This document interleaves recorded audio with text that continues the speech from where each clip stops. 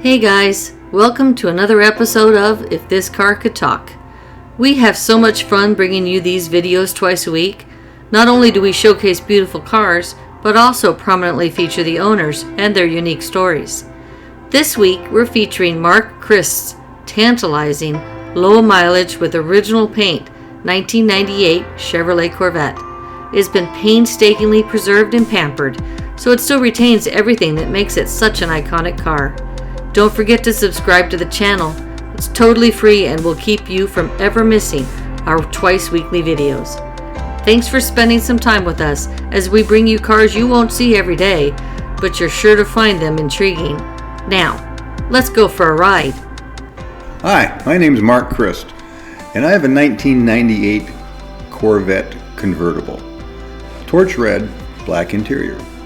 I'm from Minnesota originally. Been down here in Arizona for, since winter of 2008, so it's been quite a while. I've been looking for a long time when I purchased this car. I purchased this car in 2005, and there's a little story behind that, because when I was a small child, I was car crazy from the get-go, and my mother used to always, my father used to tease me because I'd sit out on the curb and watch the cars go by, and I'd try to name every car make and model and everything, and they could ask me something, and I would tell them, no, that's a Skyliner, a Ford Skyliner, or obscure things that I just was fascinated by cars, and the kind of the turning point on the Corvette came when I was about 8 years old. I had a much older cousin who was from Washington State, who was driving across country in his red Corvette convertible. And so he stopped at my parents' house, which were his uncle and aunt, and took me for a ride out on the highway, real fast. And I was just, right then, I was sold. I had to have a red Corvette convertible. So from about 7 or 8 years old on, whenever my mom or dad would ask me, well, what do you want for your birthday, or what do you want for Christmas, I'd always say, a red Corvette convertible. And they'd laugh, and I got a lot of small model cars that were red Corvette convertibles. That's what I got, a lot of.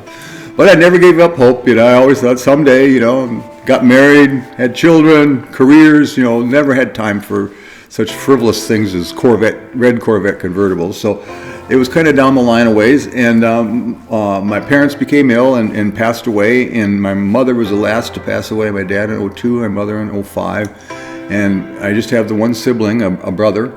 And so when my parents were gone, we sold their house and all their assets, and I got this chunk of money. And I thought, I don't need this money to live on, we've been investing, and so we don't really need it. But I'm going to buy a red Corvette convertible. And so I started my search. And I wanted a more modern one. This was an 2005, so this car was, what that would be? That would be 7 years old by that time. And they were just coming out with the next generation, the C6s. So it was still out there, but that's what I wanted. And looked, finally found this one, and bought it from the original owner. And I always said, every time I get in that car, I always have to give a little look up in the sky to mom and dad and say, thanks for the red Corvette convertible. So it kind of has that little story part with me, and for that reason, I've always said I will never sell this car.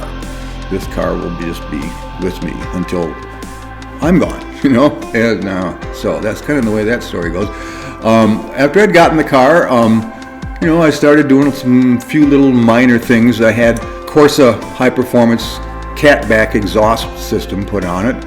I also had modified the intake a little bit on it, so I got a little more air in and air out, and had the what they call the ECM, I think, electronic control module, reprogrammed. So it gave me a little more power, just kind of changed things a little bit. And shift patterns in the transmission. It's an automatic, so that worked out well. And since then, we've been taking it all over the place. We've driven it on some long trips. One time we'd only had the car for about 3 days, actually, when we were living in Minneapolis, Minnesota.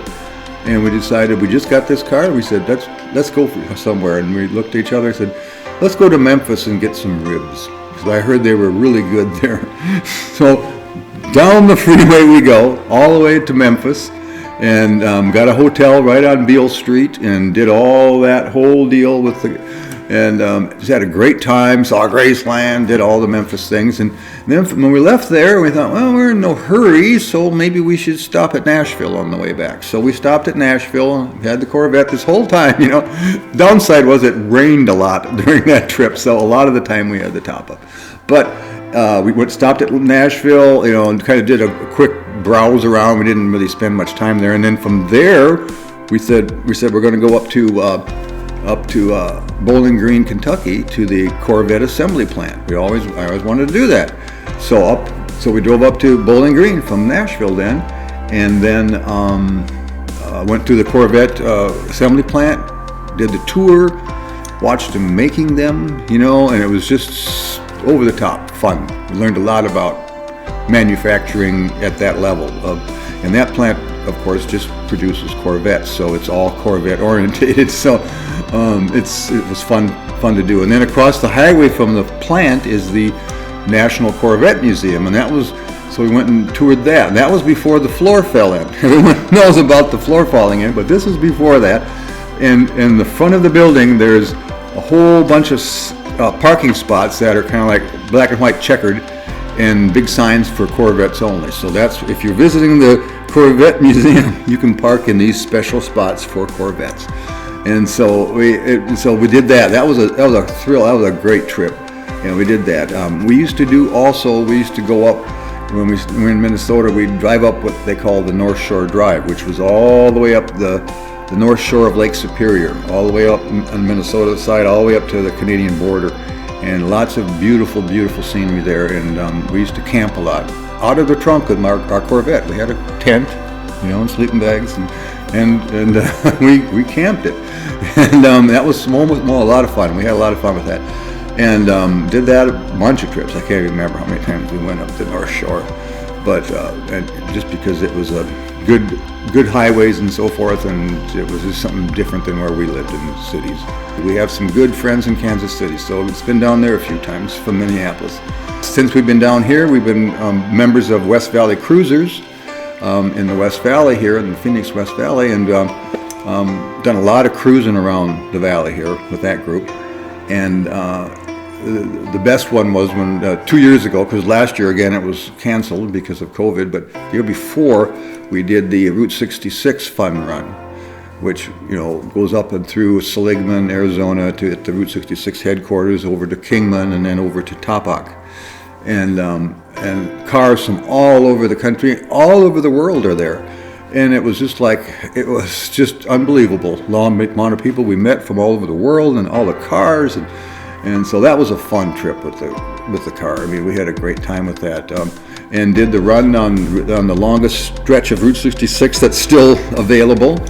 And it was basically closed down to just about you didn't see anybody on that road except for us, on all the cars that were on the fun run. And so there were people going very fast on that one, and it was fun. It was flat. It reminded me of the movie Cars, that animated movie, because that's what the scenery looks like, that's what the roads look like. And we stayed at a little motel one time outside of Seligman. It was called Radiator Springs area, and they had the old Mater trucks and all that there, and it was a really old strip motel, and it was just fun. Everything about it was fun, and we'd hoped to do it last May also, but they canceled it. But we are signed up again for this May, so we're hoping to go up there again and do that trip. That's kind of the story on this. We've had a lot of fun with it.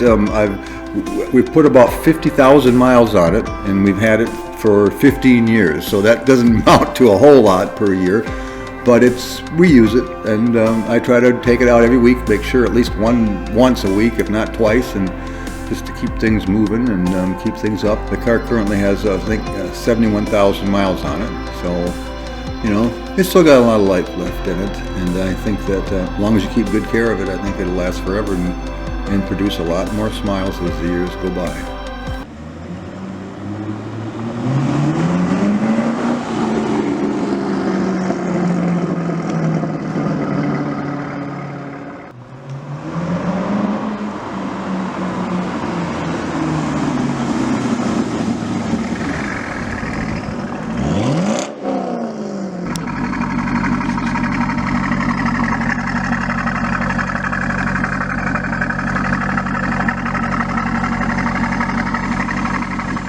I'm sure you loved Mark's car. I mean, what's not to love? Hit the thumbs up button and leave a comment. I'd love to hear what you guys think. We'll have a follow-up video posted this Thursday where you can learn more about the 5th generation Corvettes. See you soon, and as always, be careful out there.